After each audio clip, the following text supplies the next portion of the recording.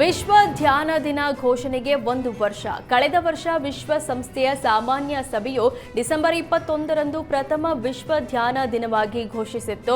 ಜಗತ್ತಿನಾದ್ಯಂತ 8.5 ಮಿಲಿಯನ್ ಜನರು ಒಂದೇ ಸಮಯದಲ್ಲಿ ಧ್ಯಾನದಲ್ಲಿ ಭಾಗವಹಿಸಿದ್ರು. ಜಾಗತಿಕ ಆಧ್ಯಾತ್ಮಿಕ ಗುರುವಾದ ಶ್ರೀ ರವಿಶಂಕರ್ ಗುರೂಜಿ ಜಿನಿವಾದಲ್ಲಿನ ವಿಶ್ವಸಂಸ್ಥೆಯ ಸಭಾಂಗಣದಿಂದ ಮಾತಾಡಿ, ಈ ಅಶಾಂತ ಜಗತ್ತಿಗೆ ಧ್ಯಾನದ ಅಗತ್ಯತೆಯ ಮಹತ್ವವನ್ನು ತಿಳಿಸಿ ಅದನ್ನು ರೂಢಿಸಿಕೊಳ್ಳುವಂತೆ ವಿಶ್ವಕ್ಕೆ ಕರೆ ನೀಡಿದ್ರು. ಜಾಗತಿಕ ಶಾಂತಿಗಾಗಿ ವಿಶ್ವವು ಧ್ಯಾನ ಮಾಡುತ್ತೆ ಎಂಬ ಶೀರ್ಷಿಕೆಯಡಿ 2ನೇ ವಿಶ್ವ ಧ್ಯಾನ ದಿನದ ಶುಭಾರಂಭವು ಜಿನಿವಾದಲ್ಲಿನ UN ಕಚೇರಿಯಲ್ಲಿ ಆರಂಭಗೊಂಡಿತು.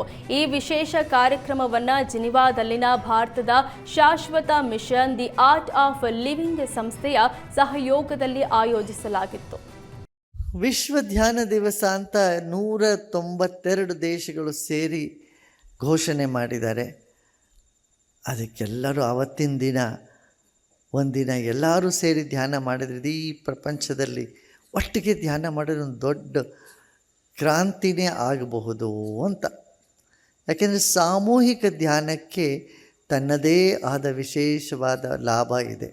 ಆದ್ದರಿಂದ ಪ್ರಪಂಚದಲ್ಲಿ ಎಲ್ಲ ಕಡೆ ಆಗಿರ್ತಕ್ಕಂಥ ಕ್ಲಿಷ್ಟಕರವಾದ ಪರಿಸ್ಥಿತಿ, ರೋಷ, ಕೋಪ, ತಾಪ, ವ್ಯಾಜ್ಯ, ಈ ಎಲ್ಲದ ತರಂಗಗಳಿಂದ ನಮ್ಮ ಪ್ರಪಂಚಕ್ಕೆ ಮುಕ್ತಿ ಸಿಗಬೇಕು ಅಂದರೆ ಎಲ್ಲರೂ ಧ್ಯಾನ ಮಾಡಬೇಕು.